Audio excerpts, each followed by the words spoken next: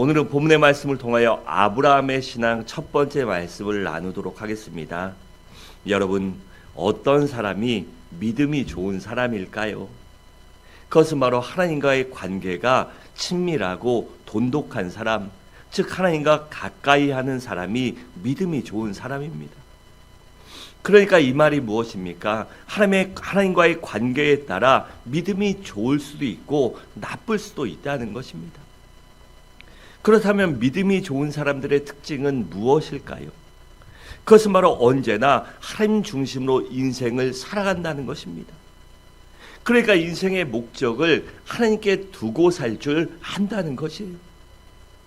여러분, 오늘 본문의 주인공은 우리들이 잘 아는 누굽니까? 아브라함입니다.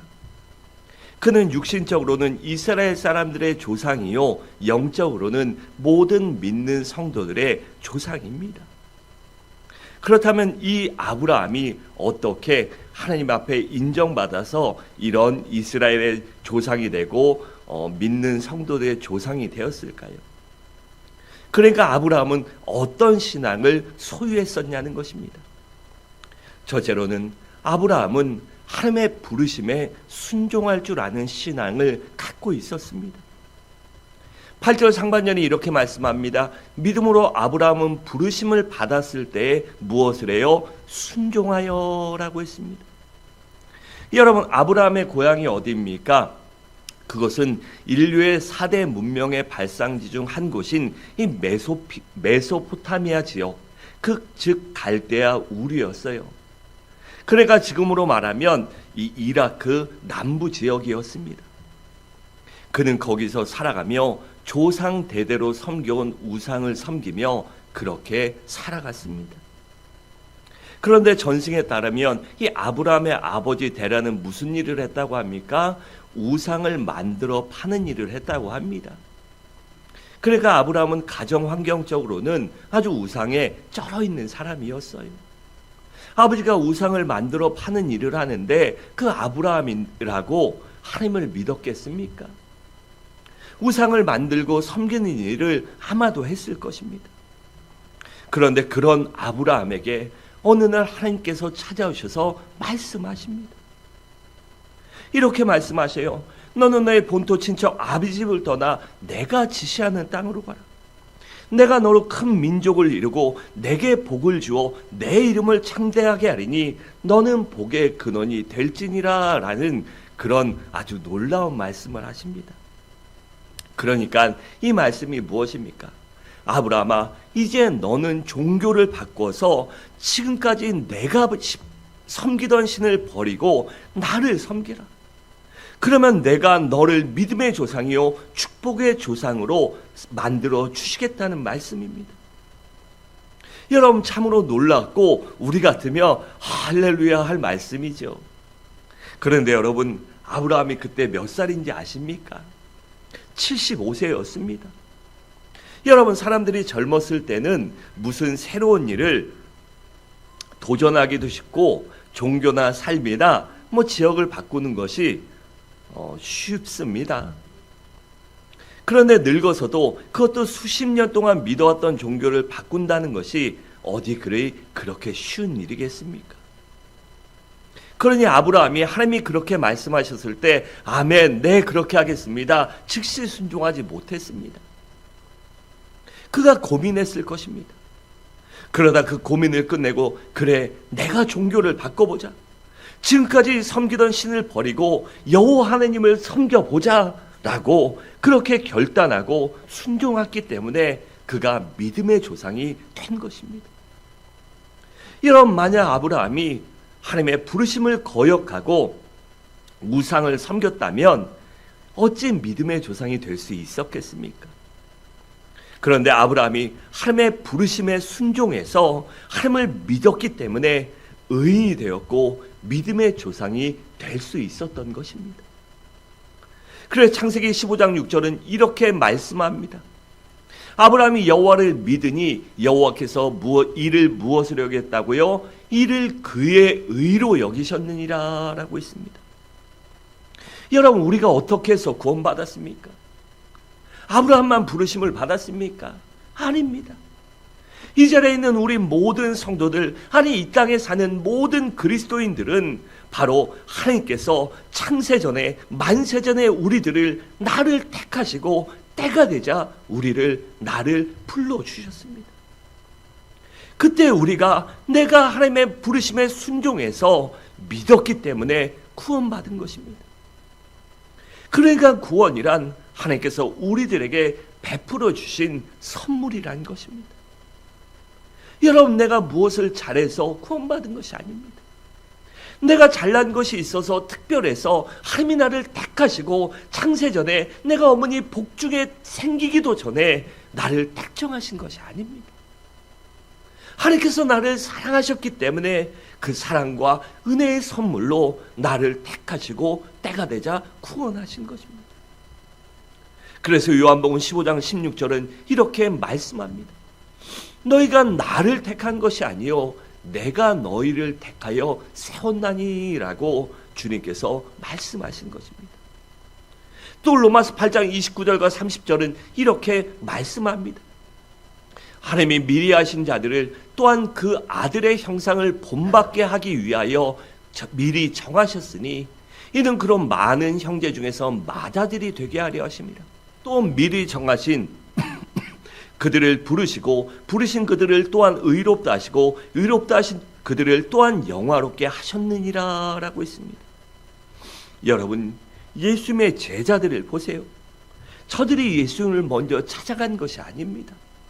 우리 주님께서, 예수님께서 저들을 찾아가시고 말씀하시고 불러주시고 제자 삼아 주신 것입니다. 사도 바울도 그를 태어나기 전에 택하시고 때가 되자 다메섹 도상에서 불러주신 것입니다. 그리고 그에게 이방인의 사도라는 아주 위대한 사명을 맡겨주신 것입니다. 그래서 사도 바울은 갈라디아서 1장 15절에서 이렇게 고백한 것이에요. 그러나 내 어머니의 태로부터 나를 택정하시고 그의 은혜로 나를 부르시니가 라고 그렇게 고백한 것입니다.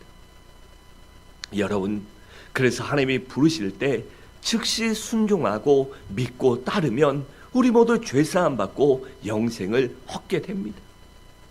또 하늘나라의 생명책에 기록되고 하나님의 자녀가 되어 하나님이 베풀으시는 사랑과 은혜와 기쁨과 능력과 축복 속에 살아가게 되며 하나님 안에서 진정한 행복을, 참된 평안을 누리게 되는 것입니다.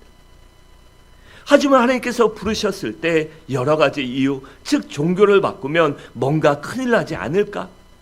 아니면 조상부터 섬겨왔던 것을 바꾸면 뭔가 불효하거나 잘못되지 않을까? 아니면 막연한 불안감 때문에 망설이거나 핑계를 대고 미루고 불순종하다 보면 결국에는 더 큰 어려움을 당하게 됩니다. 여러분, 우리가 믿는 하나님은 천지전능하시기 때문에 택하시고 부르신 자들을 절대로 도와주시지 않습니다. 단지 우리가 스스로 깨닫고 순종해서 믿도록 기다리고 계셔요.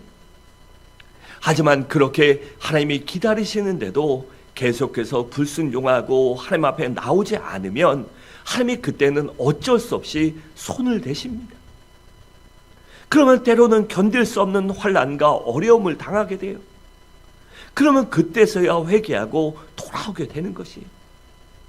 그러니 돌이켜보면 순종하지 않는 것이 얼마나 어리석은 일입니까? 여러분들이 지금 이 자리에 와 앉아있는 것은 결코 우연이 아닙니다. 하나님께서 택하시고 부르셨기 때문에 이 자리에 와서 앉아있을 수 있는 것입니다. 그러므로 이 시간 두려워하거나 망설이거나 미루지 말고 아브라함처럼 결단하고 예수 그리스도를 믿으시기 바랍니다. 그러면 즉시 구원받아 하나님의 자녀가 되고 하나님께서 베풀으시는, 나의 아버지 하나님이 베풀으시는 사랑과 은혜를 경험하게 될 것입니다. 그래서 요한복음 10장 10절에서 우리 주님은 이렇게 말씀하셨습니다. 내가 온 것은 양으로 생명을 얻게 하고 더 풍성히 얻게 하려는 것이다 라고 했습니다.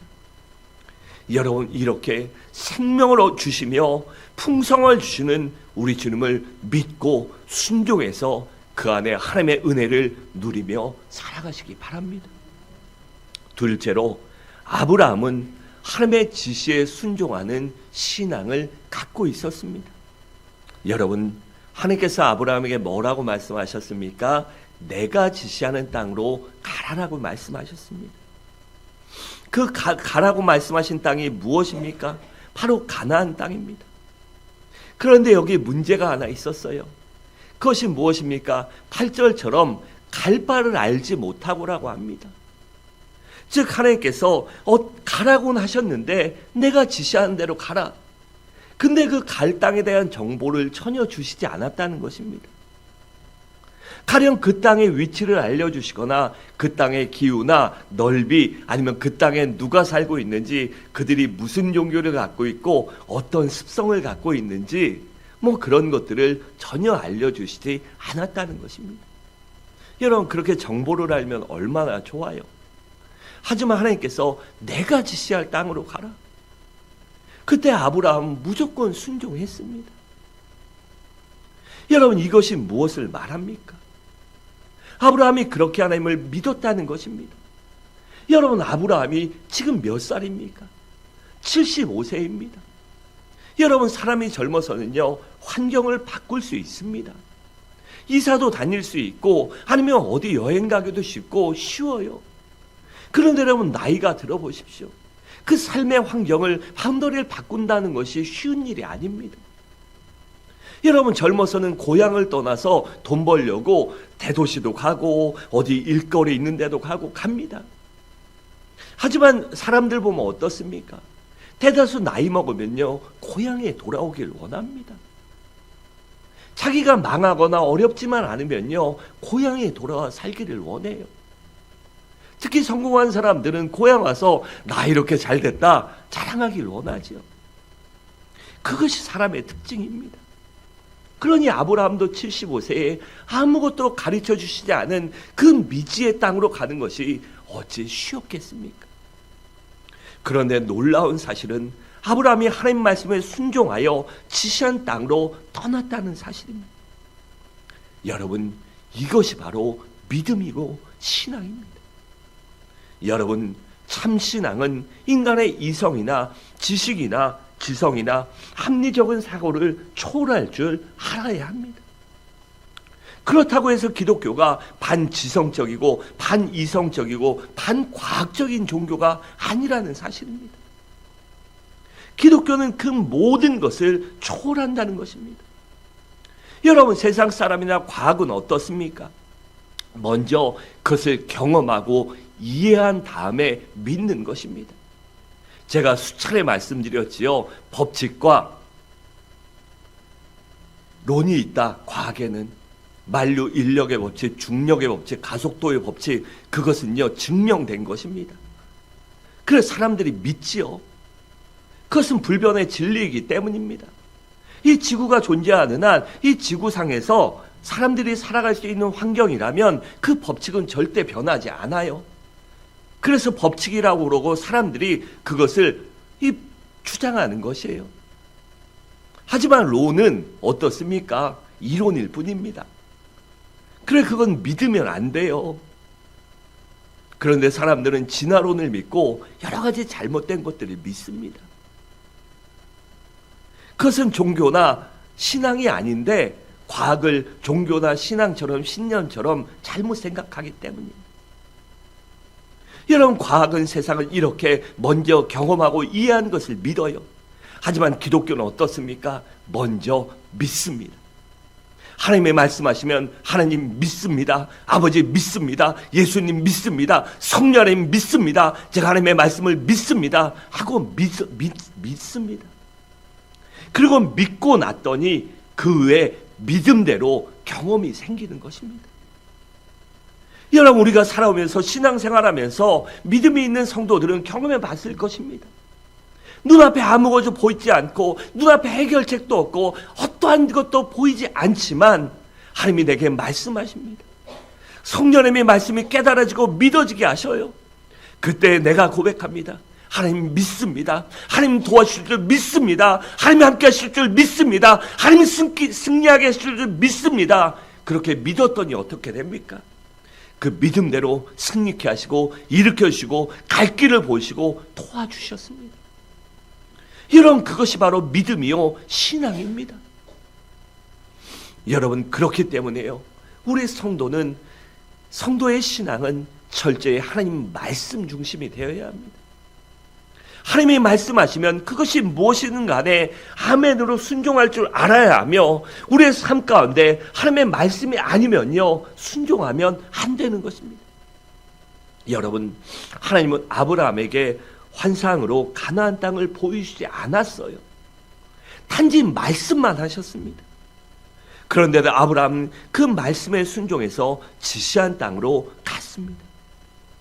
여러분, 기독교 안에는, 이 신앙 안에는 말할 수 없는 신비로움도 있고 그러한 체험들도 반드시 존재합니다.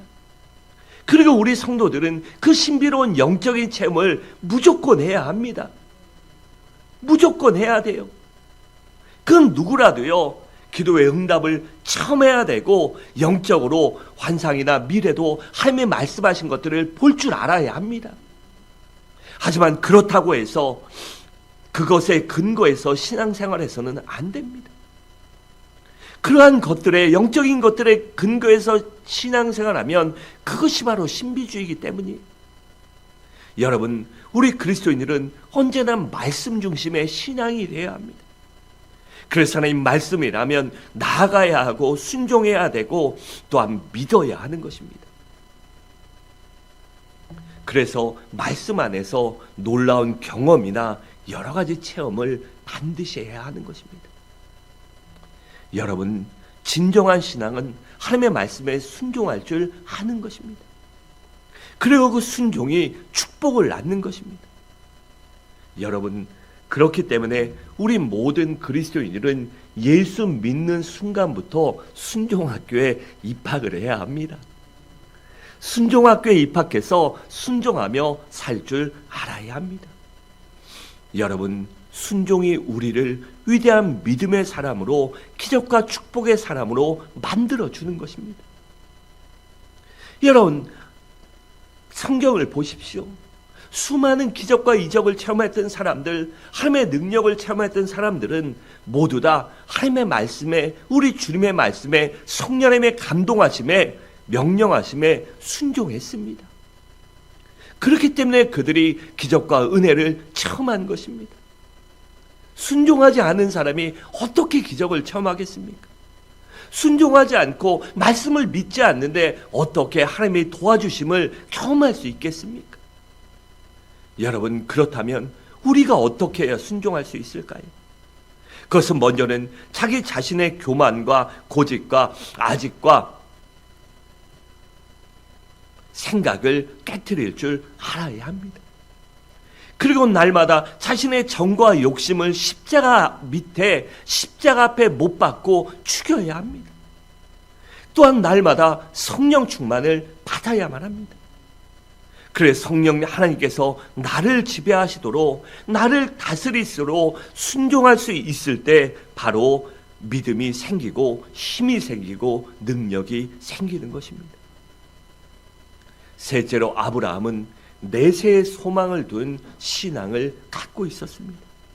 여러분, 아브라함이나 그의 아들 이삭이나 야곱 모두 대단한 거부였다고 말합니다.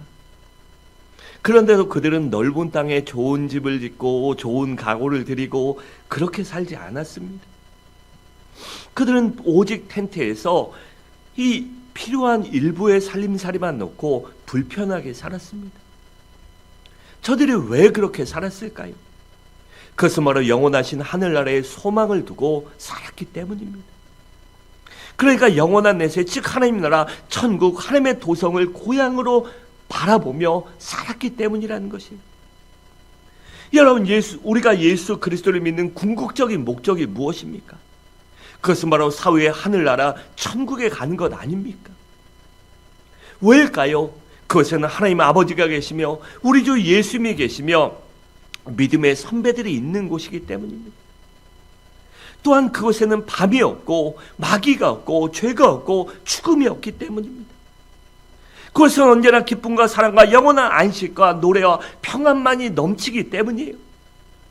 여러분, 우리 그리스도인들이 가야 할 궁극적인 본향은 바로 하나님 나라, 그 아버지 집이 아닙니까? 그래, 고린도후서 5장 1절은 이렇게 말씀합니다. 만일 땅에 있는 우리의 장막집이 무너지면 하나님께서 지으신 집, 손으로 지으신 집이 아니요 하늘에 있는 영원한 집이 우리에게 있는 줄 아느니라 라고 있습니다.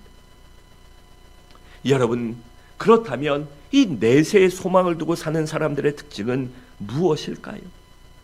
먼저는 이 세상에서 장막 생활을 할 줄 압니다. 그러니까 언제든지 떠날 준비, 죽을 준비를 하고 산다는 것입니다. 또한 나그네와 같은 생활을 할 줄 압니다. 본문 13절과 14절이 이렇게 말씀합니다. 이 사람들이 다 믿음을 따라 죽었으며 약속을 받지 못하였으되 그것들을 멀리서 보고 환영하여 또 땅에서는 외국인이나 나그네임을 증언하였으니 그들이 이같이 말하는 것은 자기들이 무엇을 찾아요? 본향 찾는 자들임을 나타냄이니라 라고 있습니다. 여러분, 나그네는 어떻습니까? 무거운 짐을 들고 다니지 않습니다. 할 수만 있으면 짐을 가볍게 들고 다닙니다. 이것이 무엇을 말합니까? 여러분, 우리 그리스도인들의 본향은 하늘나라예요. 그렇기 때문에 이 세상은 잠시 잠깐 머물다가 떠나는 곳입니다. 결코 내 집이 아닙니다. 여러분, 우리가 여름에 되면 무엇 갑니까? 휴가 갑니다. 피서 갑니다. 그때 짐을 어떻게 합니까? 짐 싸지요. 근데 그곳에 무슨 짐을 갖고 갑니까? 갈아입을 옷, 그곳 가서 필요한 것만 딱 챙겨갑니다. 지금이야 세상이 좋아서 주머니에 돈이나 카드 한 장 갖고 다니면 다 되지요. 결코 집에 있는 세탁기, 냉장고 다 싸들고 가지 않습니다. 잠시 잠깐 갔다 오는데 무겁게 바리바리 싸가야 짐만 되고 힘듭니다. 그래, 휴가 갈 때는 짐이 가벼운 게 최고지요. 여러분, 그처럼 이 땅은요, 우리가 잠깐 머무는 피서지요 휴가지입니다. 그렇다면 우리가 어떻게 살아야 합니까?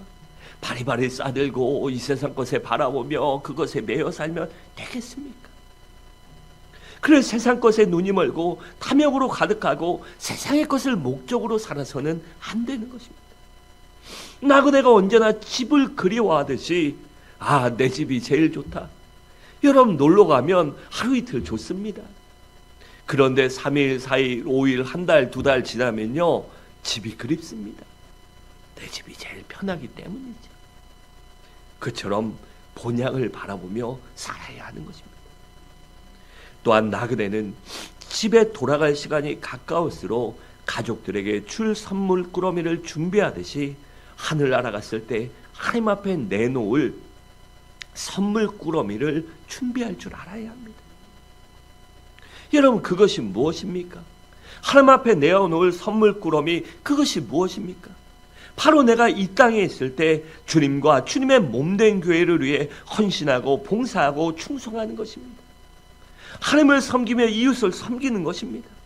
그것의 시간과 물질과 내 정성과 내 주신 달란트를 아끼지 않는 것입니다. 하나님을 위하여, 이웃을 위하여 살아갈 때, 열심히 최선을 다해 살아갈 때, 그것이 바로 하늘의 상급을 쌓는 비결이기 때문입니다.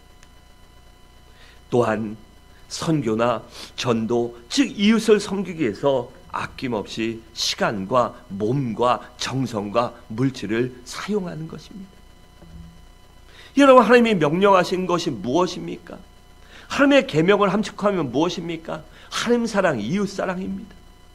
하나님을 사랑하는 건 무엇입니까? 하나님 말씀에 순종해서 하나님을 위하여 나의 시간도 정성도 물질도 마음도 사랑도 육신도 드리는 것입니다.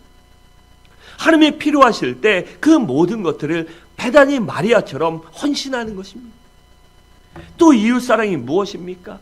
궁극적인 이웃사랑은 복음을 증거하는 것입니다.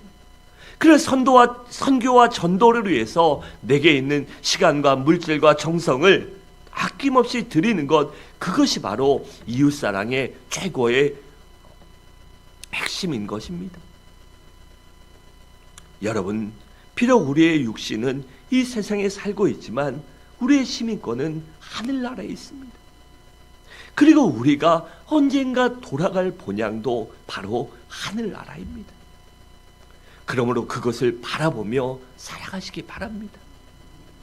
영혼의 때를 바라보시기 바랍니다.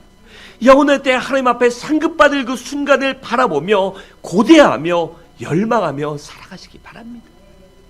그것이 바로 성도의 삶이기 때문입니다. 사랑하는 성도 여러분, 말씀을 마치도록 하겠습니다. 여러분, 우리들은 하나님이 부끄러워하지 않는 하나님의 자녀들이 되시기 바랍니다. 하나님 나라를 바라보며 영혼의 때를 바라보며 살아가시기 바랍니다. 그래 두렵고 떨림으로 나의 구원을 완성하여 영원한 구원을 이룰 수 있는 우리 모든 성도님들 됨으로 말미암아 하나님께 영광이요 내게는 은혜요 또한 영혼의 때를 아름답게 준비할 수 있는 복된 삶을 살아가시기를 주님의 이름으로 간절히 축원합니다.